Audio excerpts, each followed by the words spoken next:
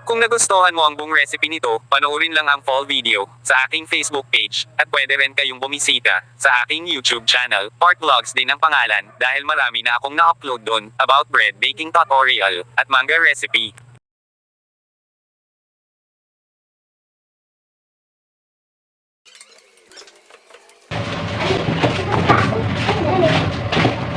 So ngayon mga idol, isumpit natin at ito yung gamitin natin.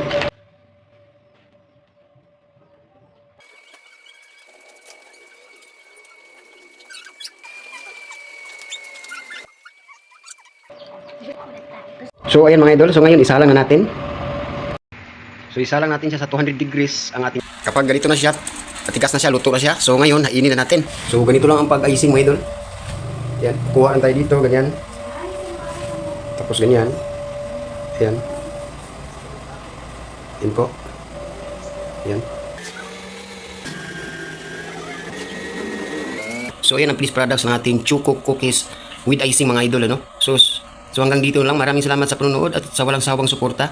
God bless sa ating lahat and happy baking.